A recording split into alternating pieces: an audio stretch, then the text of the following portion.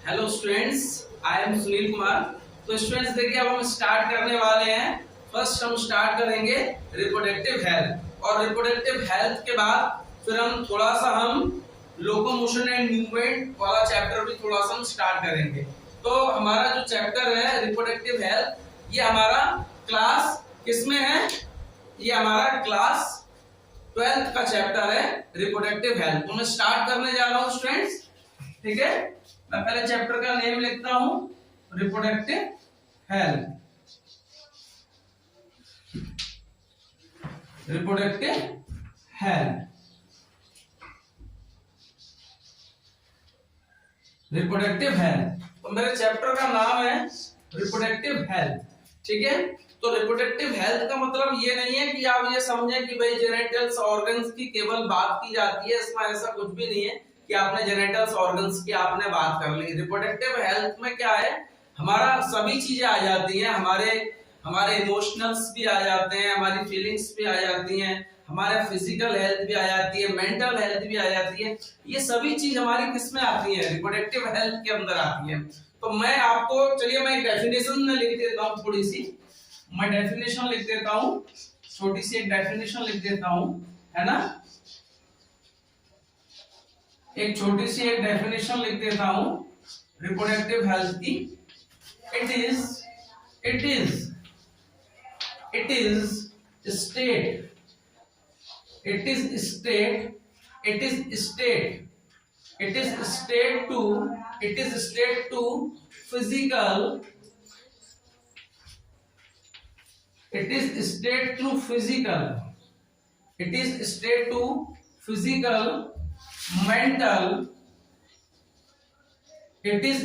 To physical,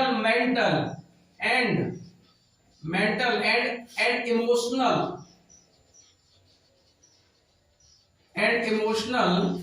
and emotional social well-being, social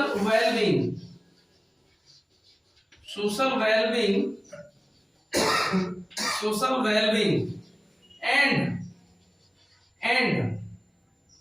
not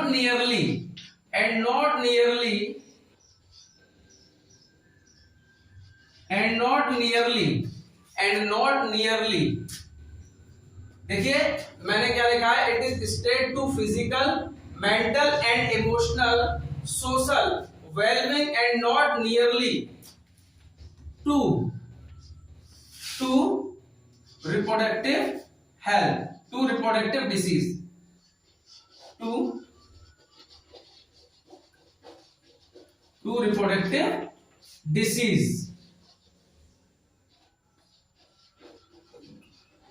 board थोड़ा सा छोटा है लेकिन कंप्रोमाइज तो करना ही होगा हमें, है ना। तो देखिए मैंने लिखा है, छोटी सी मैंने एक डेफिनेशन लिखी है।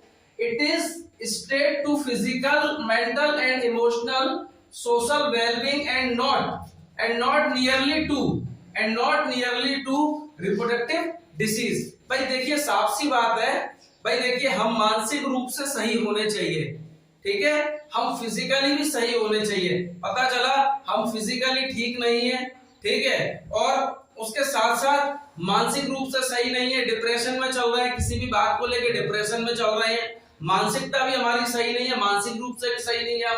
फिर मेंटली किसी ने कुछ बोल दिया, किसी ने जरा सा कुछ बोल दिया तो उस बात को माइंड कर जाना, ये भी किस में आती है? ये भी आपके रिप्रोडक्टिव हेल्थ, ये भी एक रिप्रोडक्टिव हेल्थ का पार्ट है। फिर उसके बाद इमोशनल, फिर उसके बाद सोशल वेलबींग। कैसे?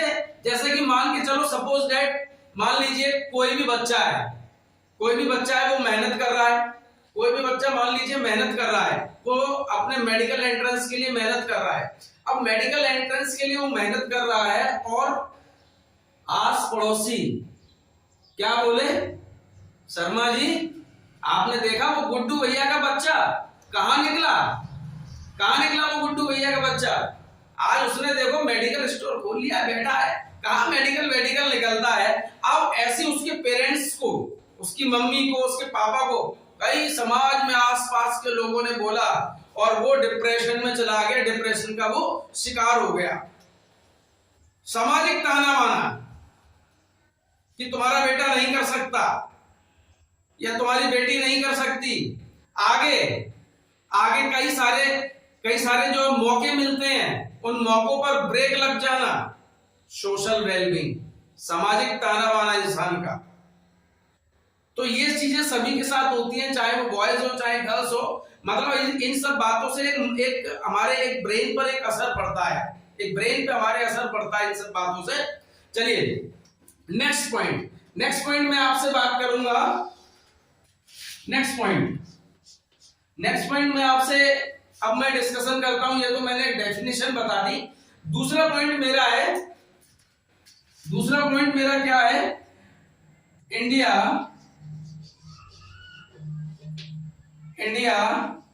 was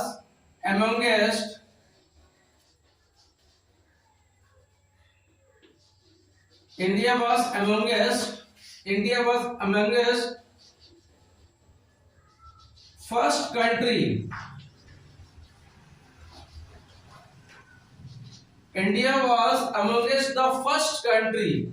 India was amongst the first country, यानी कि हमारा पहला मतलब ऐसा देश था, ठीक है, to start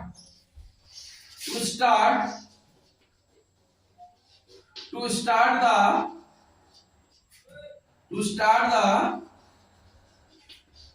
family planning programme.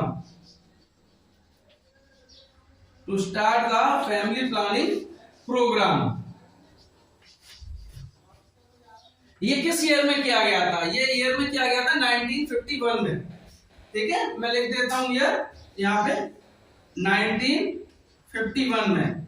यानी कि इंडिया एक ऐसा देश था जिसने जो है फैमिली प्लानिंग प्रोग्राम स्टार्ट किया था। इसमें कई सारी बातें बताई गई, ठीक है। मैं बताता हूं अभी आपको, और देखिए बहुत इंटरेस्टिंग है। देखिए इसमें क्या क्या इसमें बताया गया। सबसे पहले तो ये क्या था? There was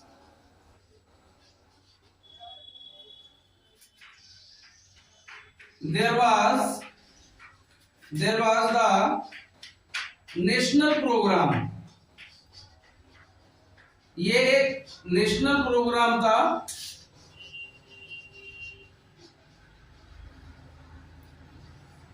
there was the national programme, ये एक नेशनल प्रोग्राम था, ठीक है। फिर उसके बाद ये एक नेशनल प्रोग्राम था।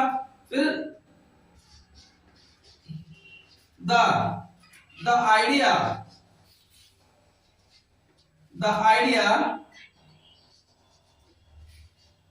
idea was, एक मिनट रुक जाइए, कुछ डिस्टरबेंस हो रहा है इसमें।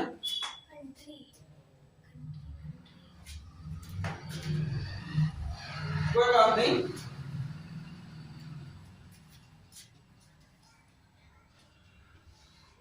सॉरी स्टूडेंट्स, थोड़ा सा डिस्टरबेंस हो गया था, कोई बात नहीं।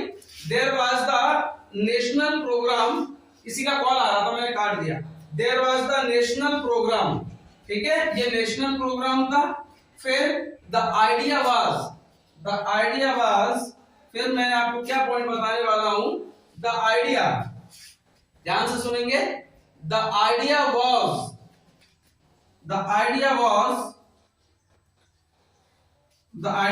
ऐसे लिखता हूं, सही point. The idea was regarding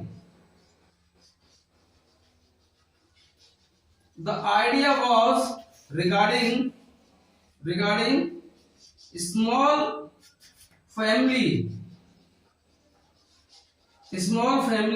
benefit. देखिए मैंने सेंटेंस को करेक्ट किया। The idea was regarding small family benefit, यानी कि जो आपका फैमिली प्लानिंग प्रोग्राम, ये फैमिली प्लानिंग जो प्रोग्राम है, ये हमारा जो फैमिली प्लानिंग प्रोग्राम है, इसमें there was the national programme था हमारा ये। फिर इसमें क्या बताया गया? The idea was regarding small family benefit. भाई स्मॉल फैमिली बेनिफिट्स क्या क्या हैं? भाई जैसे कि भाई हमारा छोटा परिवार होगा, सुखी परिवार होगा, ठीक है। मान के चलिए एक एग्जांपल, आप कमा रहे हैं 100 रुपए, ठीक है, और आपका जो परिवार है बड़ा, तो आपके क्या होंगे?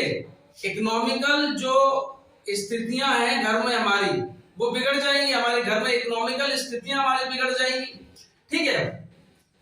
फिर उसके अलावा भाई मान के चलो 100 रुपए है हमारे पास, ठीक है, 100 रुपए है और आपके कितने हैं, 4 चिल्ड्रंस हैं, 4 बच्चे हैं, तो 25-25 रुपए बढ़ जाएंगे और उनकी पूर्ति भी नहीं हो पाएगी, ठीक है। और यदि वो एक ही बच्चा होगा तो उसके ऊपर पूरे 100 रुपीज जाएंगे, उसके लिए कपड़े भी अच्छे आएंगे, फूडिंग भी अच्छी होगी, अच्छे स्कूल में एजुकेशन करेगा। तो ये सारी जो है चीजें बताई गई कि भाई आपका जो है आपका स्मॉल फैमिली के क्या क्या उसके बेनिफिट्स हैं। तो इसलिए गवर्नमेंट ने जो है हम दो हमारे दो जैसे भी नारे चलाए। वैसे देखा जाए आज की जनसंख्या में तो हमारा भारत सेकंड नंबर पर चल रहा है जनसंख्या के ऊपर, ठीक है। फर्स्ट नंबर पर चाइना चल रहा है, ऐसा बताते हैं 2025 के बाद चाइना को भी छोड़ देगा हमारा भारत, है ना। चलिए मेरे पास डस्टर तो नहीं है, मैं हाथ से ही मैं मिटा देता हूँ, ठीक है।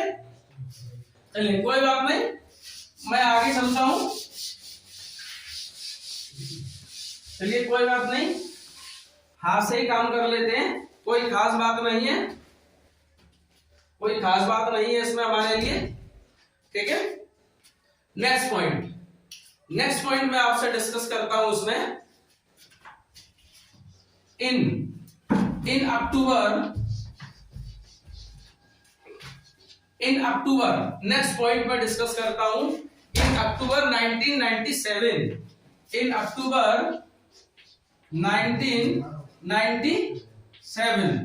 मैं अक्टूबर 1997 की बात करूं तो इसमें improved the programme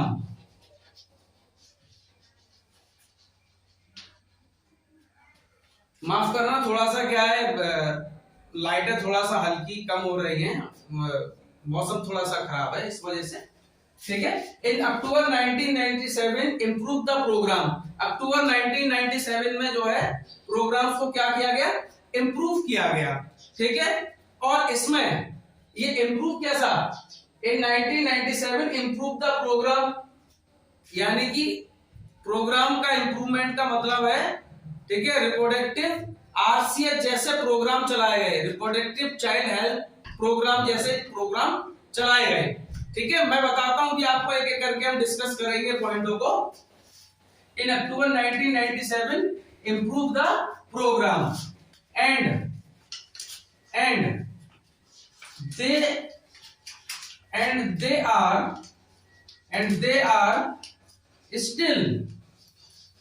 still going on and they are still going on यानी कि अभी भी ये प्रोग्राम, अब तक ये प्रोग्राम चल रहे हैं। In October 1997 improve the programme and they are still going on, अब तक ये प्रोग्राम हमारे चल रहे हैं। तो अब देखिए इसी में आरसीएच जैसा programme, reproductive child health care,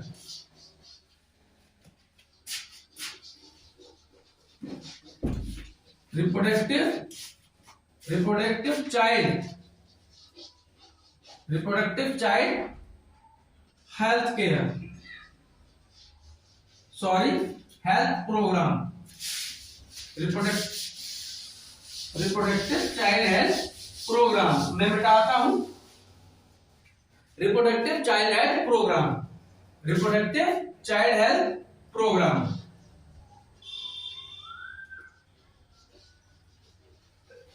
reproductive child health programme जैसे प्रोग्राम शुरू किए गए, ठीक है। और ये कब शुरू किया गया था, आरसीएच प्रोग्राम ये किया गया था, जो मैंने आपको भी बताया, जस्ट इम्प्रूवमेंट जो किया गया था वो इस तरह से किया गया था। और ये प्रोग्राम 1997 में लॉन्च हुआ था। ये प्रोग्राम 1997 में जो है लॉन्च हुआ था, ठीक है। और इसमें जो है क्या बताया गया, ये प्रोग्राम जब लॉन्च हुआ तो इसमें जो है बताया गया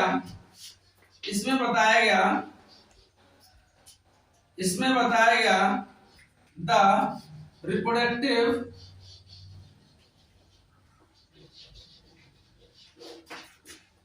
the reproductive adolescence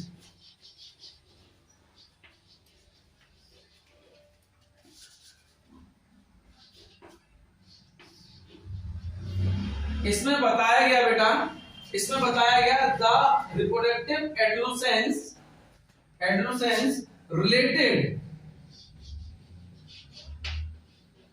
related to change related to change related to change related to change sexual practice sexual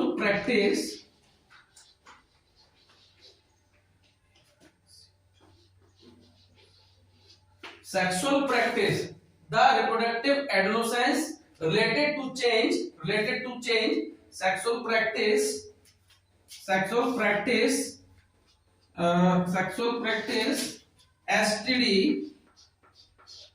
STD दूसरा एड्स। यानी कि देखिए एडोलेसेंस जो एज होती है, जो एडोलेसेंस की जो एज होती है, जो एडोलेसेंस की जो एज होती है, ठीक है, ये जो है 11 वर्ष से लेकर 18 वर्ष तक होती है। ठीक है, एडोलेसेंस की जो एज होती है वो 11 वर्ष से लेकर 18 वर्ष तक होती है। ठीक है, इसमें क्या है बच्चा टू अटेंड द प्यूबर्टी, इसमें क्या करता है बच्चा, इसमें करता है बच्चा to attend the puberty, to attend the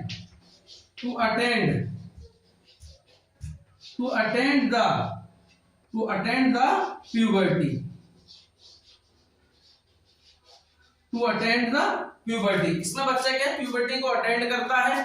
ठीक है, और यही एज ऐसी होती है बच्चे की जो अच्छी और बुरी चीजों को सीखता है। लेकिन गवर्नमेंट ने ऐसा एक रास्ता ढूंढा, गवर्नमेंट ने रास्ता ढूंढा कि हम जो है भाई बच्चों को एजुकेट करने के लिए हम एनसीईआरटी में हम चैप्टर डाल देते हैं। तो गवर्नमेंट ने ह्यूमन रिप्रोडक्शन और रिप्रोडक्टिव हेल्थ जैसे चैप्टर को डाल दिया और बोला भाई अब टीचर आप एजुकेट करेंगे, क्योंकि बच्चों का जो सोर्स ऑफ इंफॉर्मेशन है वो सही नहीं होता। वो अपने ही जैसे दोस्तों से पूछते हैं और भाई वो खुद भी बच्चा ऐसा है, उनके दोस्त भी ऐसे हैं, उनको भी नहीं पता। ठीक है, तो गवर्नमेंट ने बोला नहीं हम जो है राइट एजुकेशन के लिए हम एनसीईआरटी में चैप्टर डाल देते हैं ह्यूमन रिप्रोडक्शन और रिप्रोडक्टिव हेल्थ। तो उसमें क्या है टीचर फिर गाइड करेगा बच्चों को बताएगा और बच्चे एजुकेट होंगे। ठीक है, चलिए इसके बाद ठीक है नेक्स्ट पॉइंट और क्या था इसमें, इसी में और भाई देखिए और क्या क्या बताया गया, इसी में और बताया गया क्रिएटिंग अवेयरनेस,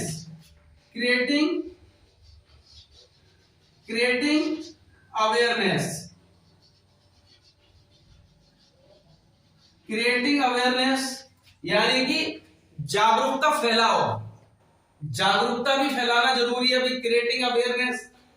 ठीक है, क्रिएटिंग अवेयरनेस, फिर क्रिएटिंग अवेयरनेस के अलावा और टू केयर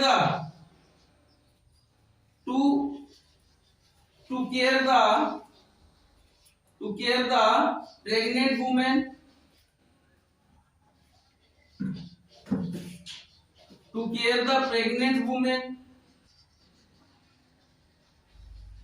भाई जो प्रेग्नेंट वुमेन है उसकी भैया हम केयर कैसे करें भाई, पहले के टाइम पे तो क्या दाइयां होती थी, ठीक है, और इतनी हमारी हेल्थ केयर फैसिलिटीज इतनी अच्छी नहीं होती थी। ठीक है, तो घर ही में सब कुछ कर लेते थे, तो उससे क्या है बच्चों का डेथ ऑफ रेट, मदर का डेथ ऑफ रेट वो बहुत ज्यादा था।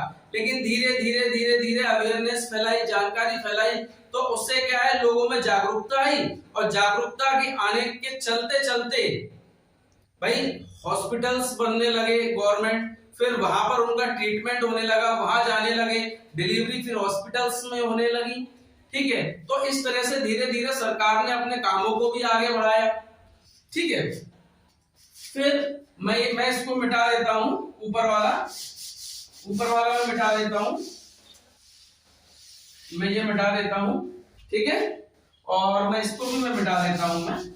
ठीक है, दोनों मैंने मिटा दिए हैं। ठीक है, फिर उसके बाद क्या आया, फिर उसके बाद नेक्स्ट पॉइंट देखिए, ये आपने देख लिया, to care the pregnant women. फिर बात करते हैं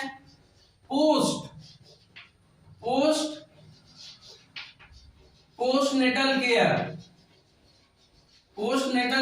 ऑफ चाइल्ड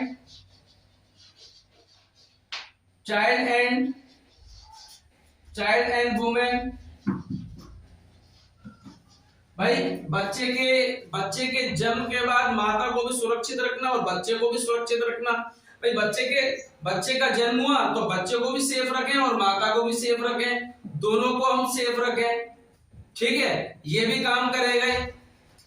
ये सब चीजें ऐसा नहीं कि एक साल में ही हो गई, कई वर्ष लग गए इन सब चीजों में, और कई गवर्नमेंट ने प्रचार करे, दूरदर्शन पर प्रचार करे, रेडियो में प्रचार करा, कई सारे ऐसे प्रचार हैं जो करे गए।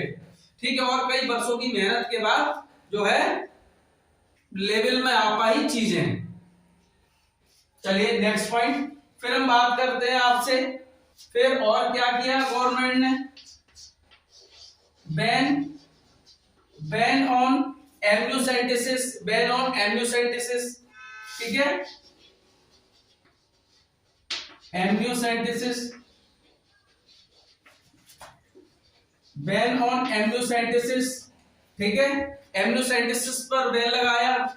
ये जो एम्नियोसेंटेसिस है, ये जो लिखा हुआ है आपका बैन ऑन एम्नियोसेंटेसिस, ये एम्नियोसेंटेसिस क्या होता है, ये जो है ये क्या होता है, ये लिंग परीक्षण करते हैं। भाई गर्भ में लड़का है या लड़की है उसका परीक्षण किया जाता है। ठीक है, और बेसिकली इसको जो है गलत चीजों में इसका इस्तेमाल कर रहे हैं, लड़की है तो मार दिया, लड़का है तो बचा लिया, तो गवर्नमेंट ने इसके ऊपर बैन कर दिया। बेसिकली जो इसका जो मेन काम है वो भाई किसी तरह की जो बीमारियां, जैसे कि आपकी कोई जेनेटिक बीमारी है, कोई सिंड्रोम है, किसी प्रकार की कोई बीमारी है, तो उसका हम पता लगा सकें। ठीक है, और फिर भाई देखो, जो बच्चा जिसको जेनेटिक डिसऑर्डर है या कोई गंभीर बीमारी है बचपन से ही, तो उसको फिर हम अगर लाए संसार में लेके आए तो उसका जीवन ही संघर्षमय बन जाएगा। तो ये सब चीजों के लिए भी भाई एम्नियोसेंटेसिस का यूज करते थे, लेकिन इसका गलत इस्तेमाल कर लिया, लिंग परीक्षण में कर लिया इसका इस्तेमाल, तो इसको भी गवर्नमेंट ने बैन कर दिया। ठीक है, और क्या किया, यहां लिख देता हूं मैं, और क्या किया, और आपका कर दिया, और देखिए मैसिव इम्यूनाइजेशन,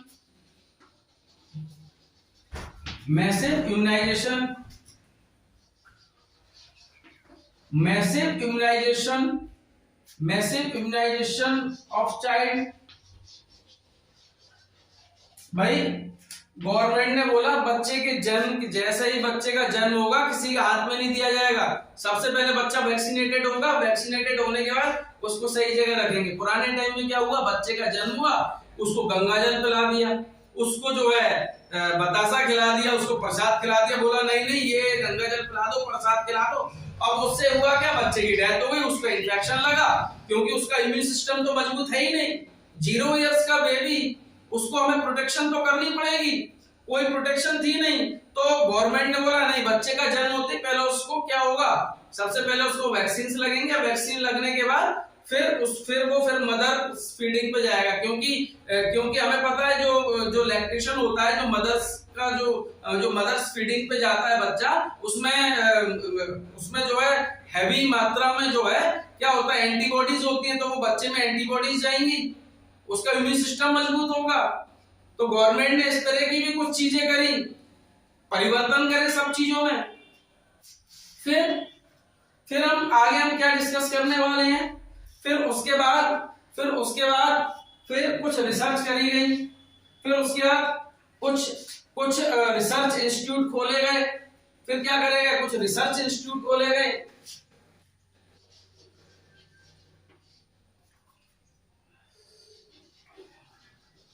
फिर क्या करा गया, रिसर्च इंस्टीट्यूट ओपन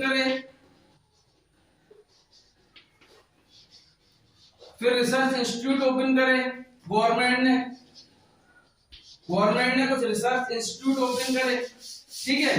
ये जो रिसर्च इंस्टीट्यूट थे, इन रिसर्च इंस्टीट्यूटों में जो है कई तरह की जो है आपके मेडिसिन और वैक्सीन बनने लगी। जैसे कि एक आपके CDRI है, CDRI है, ये लखनऊ में है। इसने जो एक ड्रग्स बनाई सहेली नाम से। एक मुंबई में इंस्टीट्यूट है, NRIIH करके है, NRIIH करके इंस्टीट्यूट मुंबई में, ठीक है। वो भी गवर्नमेंट ने बनाया। ये सब रिसर्च के इंस्टीट्यूट थे, ठीक है। रिसर्च इंस्टीट्यूट गवर्नमेंट ने बनाए ताकि आगे परिवर्तन होने लगे, ठीक है। तो स्टूडेंट्स, अब मैं जो है स्टार्ट करने जा रहा हूं locomotion and movement, 11th class का लेक्चर है। लोकोमोशन एंड मूवमेंट अब मैं स्टार्ट करने जा रहा हूं, ठीक है। मैं देख लेता हूं 1 मिनट कितने मिनट की वीडियो बनी है इसमें। ठीक है 26 मिनट की है, ठीक है। अब मैं स्टार्ट करने जा रहा हूं लोकोमोशन एंड मूवमेंट, ठीक है। लोकोमोशन एंड मूवमेंट मैं इसको मिटा दे रहा हूं। मैं दोनों वीडियो मैं एक ही में कर रहा हूं। मैं इस वीडियो को कोई मैं एडिटिंग नहीं करूंगा। अभी मैं कोई इसको एडिट नहीं करने वाला हूं। एक पार्ट अलग बनाया, एक पार्ट अलग बनाया, एक में ही मैं बना रहा हूं, ठीक है। तो मेरा locomotion and movement,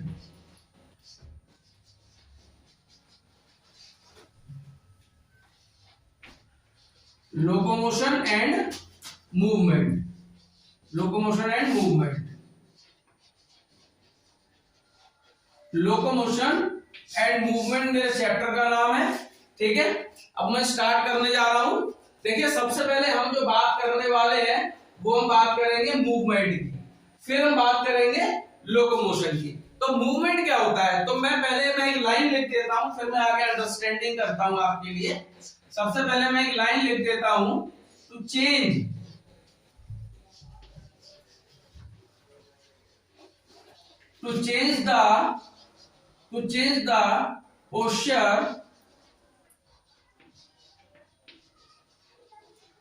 the posture, of our body, to change the posture of our body। यानी कि टू चेंज द पोस्चर का मतलब जैसे कि मैं ऐसे खड़ा हूं, मैं अपने आप को ऐसे करूं या ऐसे करूं या ऐसे करूं या ऐसे करूं या हेड को ऐसे करूं या हेड को ऐसे करूं, कैसे भी करूं, टू चेंज द पोस्चर, इसको बोलते हैं to change the posture of our body, ठीक है स्टूडेंट्स। तो आप उम्मीद है आप इस बात को मेरी समझ पाए होंगे। ये क्या होता है, मूवमेंट क्या होता है। मूवमेंट का मैंने बताया टू चेंज द पोस्चर, मतलब एक जगह खड़े हुए अपनी बॉडी को किसी भी प्रकार से करना, ऐसे ऐसे ऐसे कैसे भी करना, इसको हम बोलते हैं to change the posture of our body. Next point हम डिस्कस करते हैं आपसे, इसी में नेक्स्ट पॉइंट हम डिस्कस करेंगे type of movement, type of movement, type of movement. यदि मैं बात करता हूं आपसे टाइप ऑफ मूवमेंट की, तो टाइप ऑफ मूवमेंट कितने होते हैं, चलिए हम डिस्कस करेंगे एक एक करके हम डिस्कस करते हैं टाइप ऑफ मूवमेंट कितने प्रकार के होते हैं, ठीक है। टाइप ऑफ मूवमेंट में सबसे पहला मूवमेंट मैं आपसे बात करूंगा amoeboid movement, amoeboid movement, amoeboid movement. Amoeboid movement को हम बोलते हैं डायपेडेसिस भी हम कहते हैं अमीबॉइड मूवमेंट को, ठीक है। तो मैं यहां लिख देता हूं अमीबॉइड मूवमेंट को हम डायपेडेसिस भी कहते हैं, अमीबॉइड मूवमेंट को हम डायपेडेसिस भी कहते हैं, ठीक है। अब मैं इसका एग्जांपल यदि मैं आपको बताता हूं तो इसका एग्जांपल क्या होगा, एग्जांपल शॉर्ट में मैंने लिख दिया है एग्जांपल। एग्जांपल में मैं इसके सबसे पहले WBC के बाद मैक्रोफेज, WBC मैक्रोफेज, फिर इसके बाद मैं आपको बताऊंगा अमीबा, अमीबा। तो देखिए स्टूडेंट्स, एग्जांपल डब्ल्यूबीसी, मैक्रोफेज और अमीबा, इसके ये एग्जांपल्स हैं। ठीक है, नेक्स्ट पॉइंट मैं आपसे डिस्कशन करूंगा इसका। नेक्स्ट पॉइंट में बात करूंगा आपसे सीलरी मूवमेंट की। Next point ciliary movement. Ciliary movement, ciliary movement की यदि मैं आपसे मैं बात करता हूं, मैं यहां पर मैं लाइन खींच देता हूं। ठीक है, इस तरह से। बोर्ड छोटा है, प्लीज थोड़ा कंप्रोमाइज कर लीजिए ना, थोड़ा कंप्रोमाइज करना आप लोग भी, है ना। सीलरी मूवमेंट की यदि मैं आपसे मैं चर्चा करता हूं तो सीलरी मूवमेंट क्या होता है। सीलरी मूवमेंट बेसिकली हमारे अंदर जो ट्यूबुलर ऑर्गन्स होते हैं उसमें हमें सीलरी मूवमेंट देखने के लिए मिलता है। तो देखिए सीलरी मूवमेंट में सबसे पहला मैं पॉइंट लिखूंगा टू ट्यूबुलर्स ऑर्गन। जो हमारे ट्यूबुलर ऑर्गन होते हैं उनमें हमें मिलता है सीलिया। ठीक है, अब जैसे कि फर्स्ट इसका एग्जांपल में मैं सबसे पहले मैं यहां लिख देता हूं इसका एग्जांपल सबसे पहले fallopian tube.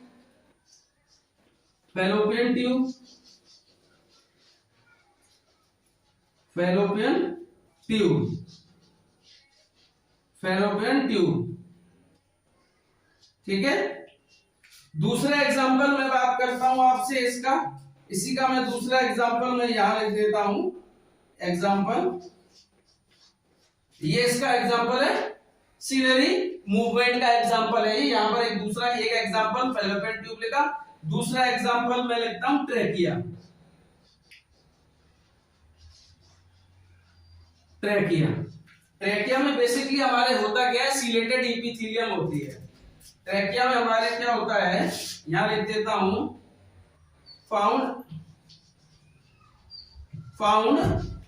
Found ciliated epithelium, CILLIATED, ciliated epithelium.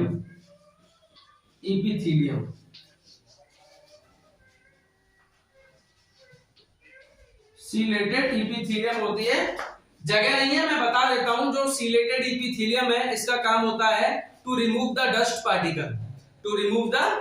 Particle. ये ट्रेकिया में होती है सीलेटेड इपिथेलियम और इसका काम होता है to remove the dust particle. मैं यहाँ पर to remove the dust particle नहीं लिख रहा क्योंकि यहाँ पर जगह नहीं है, इसलिए मैंने आपको मुंह से बोलकर समझा दिया है। ठीक है, क्योंकि बोर्ड मेरा छोटा है। चौक देना, एक मिनट प्लीज, मेरी चौक खत्म हो गई है ना, मैं चौक ले रहा हूं उसे, देख लीजिए। हाँ, नेक्स्ट पॉइंट में आपसे बात करता हूं। इसके बाद नेक्स्ट मैं यहां पर भी मैं लाइन खींच देता हूं।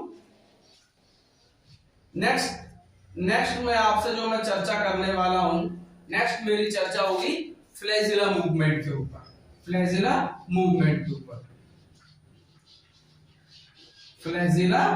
मूवमेंट, ये फ्लैजिला मूवमेंट लिखा हुआ है। फ्लैजिला मूवमेंट का सबसे अच्छा एग्जांपल है tell of sperm.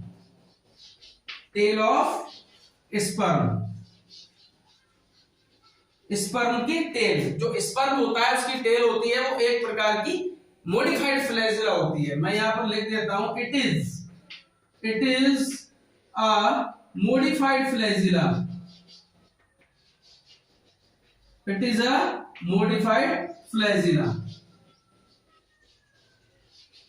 It is a modified flagella. ये एक प्रकार की स्पर्म की जो टेल है वो मॉडिफाइड फ्लैजिला होती है। दूसरा एग्जांपल मैं इसका लिख देता हूं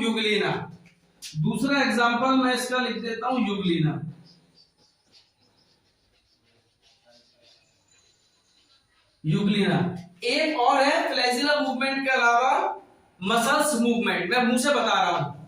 फ्लैजिला मूवमेंट के बाद एक और है मसल्स मूवमेंट। ठीक है, जगह नहीं है इसलिए। मसल्स मूवमेंट और होता है, जो मसल्स मूवमेंट है वो हमारा limb, this is limb. In limb में हमारे मसल्स मूवमेंट होता है और जॉ जॉ, और हमारा इनमें भी मसल्स मूवमेंट होता है।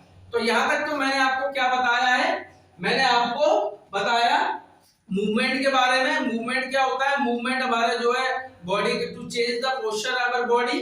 फिर उसके बाद मैंने आपको टाइप ऑफ मूवमेंट बताया। टाइप ऑफ मूवमेंट में मैंने आपको क्या बताया, पहला मैंने आपको अमीबॉइड मूवमेंट बताया, उसमें मैंने आपको अमीबॉइड मूवमेंट में मैंने आपको बताया उसको हम डायपेडेसिस भी कहते हैं, उसके एग्जांपल बताए। उसके मैंने आपको एग्जांपल क्या क्या बताए थे, उसके मैंने आपको एग्जांपल अमीबा बताया, मैक्रोफेज बताया और डब्ल्यूबीसी बताया। फिर मैंने आपको बताया सिलरी मूवमेंट। सिलरी मूवमेंट हमें ट्यूबुलर ऑर्गन में मिलता है हमारी बॉडी में। ट्यूबुलर ऑर्गन में मैंने आपको फैलोपियन ट्यूब एग्जांपल दिया, दूसरा ट्रैकिया दिया। ट्रैकिया में मैंने आपको बताया हमारे सिलेटेड एपिथेलियम होती है, वो डस्ट पार्टिकल्स को रिमूव करती है। फिर मैंने आपको बताया फ्लैजिला के बारे में। जो फ्लैजिला है, फ्लैजिला का एग्जांपल दिया मैंने आपको, और क्या दिया था, उसका दिया था टेल ऑफ स्पर्म। स्पर्म की जो टेल होती है वो एक प्रकार की मॉडिफाइड फ्लैजिला होती है। फिर मैंने आपको बताया था मसल्स मूवमेंट के बारे में। जो मसल्स मूवमेंट होते हैं वो हमारे लिम्ब में होते हैं, जॉ में होते हैं, ये मैंने आपको डिस्कशन किए। ठीक है, अब मैं बताने वाला हूं इसके बाद लोकोमोशन के बारे में। अब मैं आपको बताने वाला हूं लोकोमोशन के बारे में, लोकोमोशन क्या होता है। ठीक है, फिर आगे और हम चर्चा करेंगे, धीरे धीरे हम चर्चा करेंगे। ठीक है, अब मैं आपको बताने वाला हूं लोकोमोशन के बारे में। ठीक है,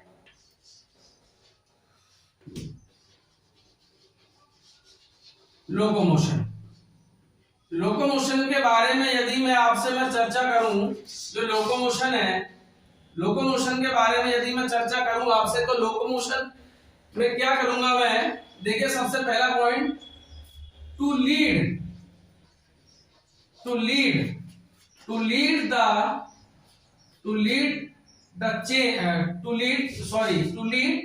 change the location,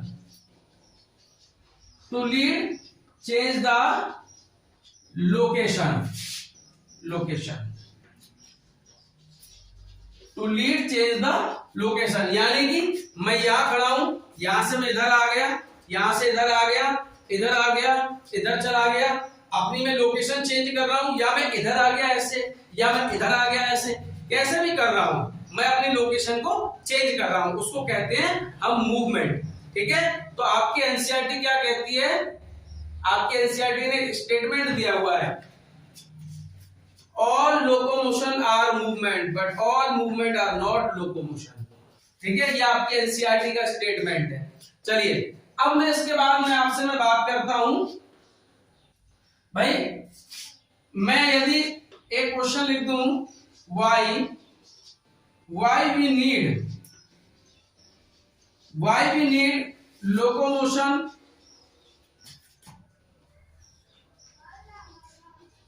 why we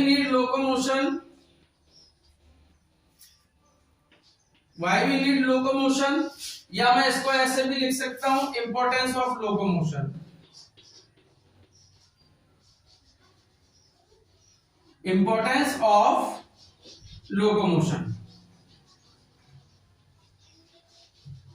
why we need locomotion या इंपॉर्टेंस ऑफ लोकोमोशन। तो इसकी हमें जरूरत क्यों पड़ी, तो देखिए लोकोमोशन की जरूरत क्यों पड़ी या लोकोमोशन का महत्व, दोनों में से कुछ भी बात कर सकते हो आप। तो इसमें सर्चिंग फॉर फूड, दूसरा सर्चिंग फॉर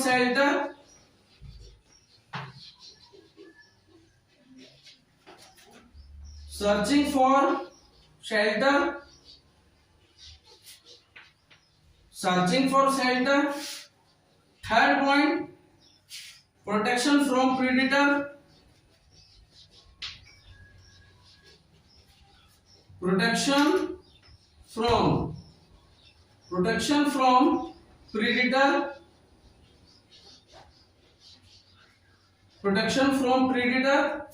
फिर fourth point searching for matting,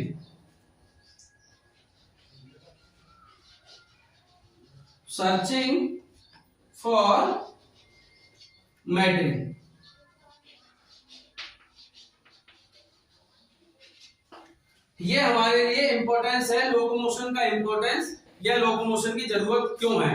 तो भाई सर्चिंग फॉर फूड, भोजन की तलाश, या बेटा उसके बाद सर्चिंग फॉर शेल्टर, रहने की जगह, ये प्रोटेक्शन फ्रॉम प्रेडेटर, शिकारी से बचना, searching for matting.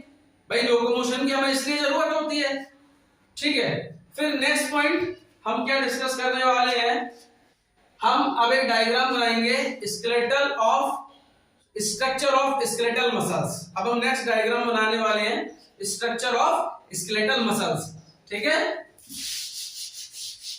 Structure of skeletal muscles का मैं एक डायग्राम बनाने वाला हूं, स्ट्रक्चर ऑफ स्केलेटल मसल्स।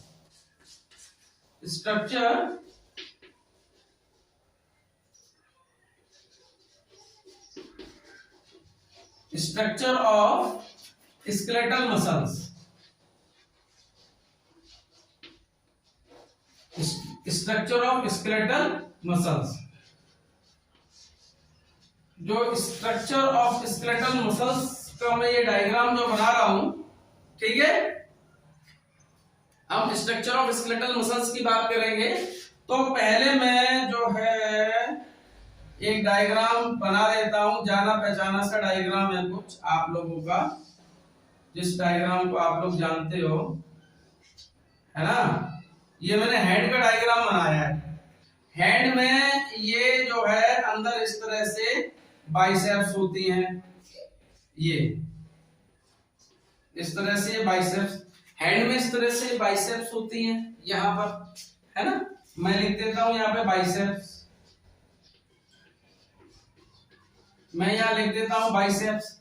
अब मैं इस बाइसेप्स का मैं ट्रांसफर सेक्शन कर रहा हूं, इस बाइसेप्स का मैं ट्रांसफर सेक्शन कर रहा हूं, ठीक है। Transfer section, transfer section. इस बाइसेप्स का यदि मैं ट्रांसफर सेक्शन करता हूं तो वो कैसा आएगा, देखिए इस तरह का आएगा कुछ। बाइसेप्स का ये ट्रांसफर सेक्शन मैंने बना दिया आपके लिए, ये इस तरह का कुछ बाइसेप्स का कुछ ट्रांसफर सेक्शन आएगा, ठीक है।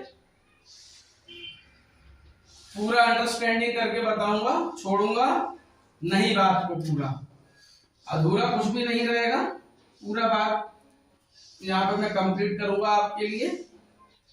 एक सेकेंड स्टूडेंट्स, ठीक है।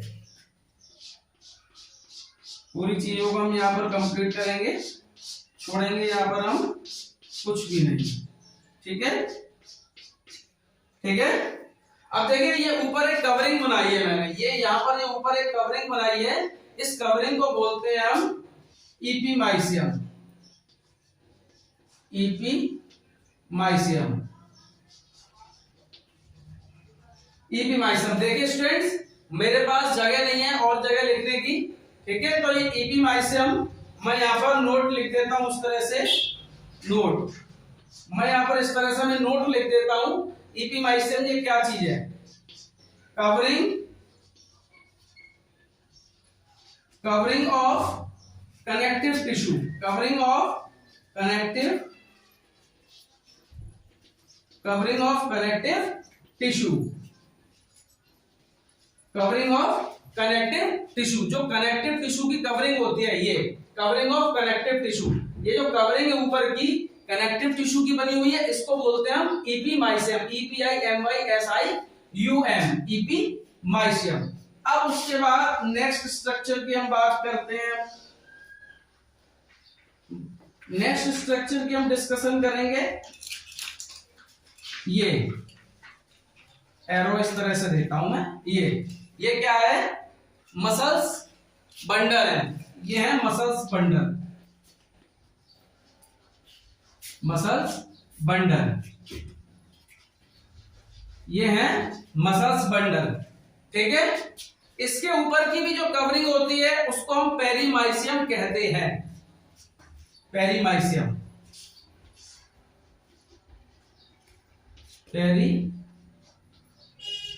पेरीमाइसियम।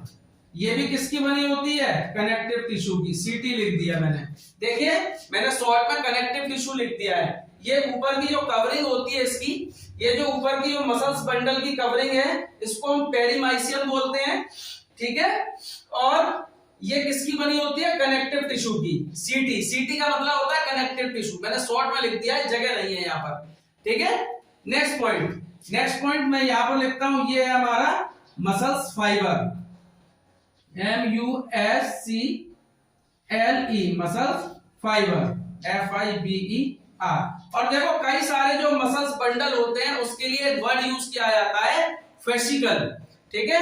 अब ये मसल्स फाइबर की मैं बात करता हूं, ये जो मसल्स फाइबर है इसकी भी एक कवरिंग होती है, वो भी कनेक्टिव टिश्यू की बनी होती है, ठीक है, जिसको हम क्या कहेंगे, एंडोमाइसियम। क्या कहेंगे, एंडोमाइसियम,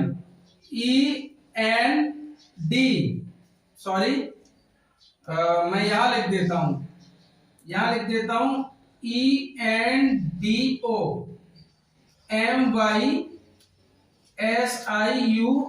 एंडोमाइसियम। ये भी किसकी बनी होती है, सीटी की। सीटी मींस कनेक्टिव टिश्यू, ठीक है। तो मैंने आपको बताया मसल्स, ये skeletal structure of skeletal muscles का डायग्राम है, ठीक है। इसमें इसके ऊपर की कवरिंग को एपिमाइसियम कहते हैं, ठीक है, जिसको हम क्या बोलते हैं, ये एपिमाइसियम है, ये किसकी बनी होती है, कनेक्टिव टिश्यू की। और फिर मसल्स बंडल की जो ऊपर की कवरिंग होती है उसको पेरीमाइसियम कहते हैं, वो भी कनेक्टिव टिश्यू की होती है। फिर मसल्स फाइबर की, फिर अंदर मसल्स फाइबर होते हैं, वो भी कनेक्टिव टिश्यू के बने होते हैं, जिसको हम बोलते हैं एंडोमाइसियम। तो स्टूडेंट्स, मैं इसी के साथ में लेक्चर को मैं समाप्त करता हूं। नमस्कार।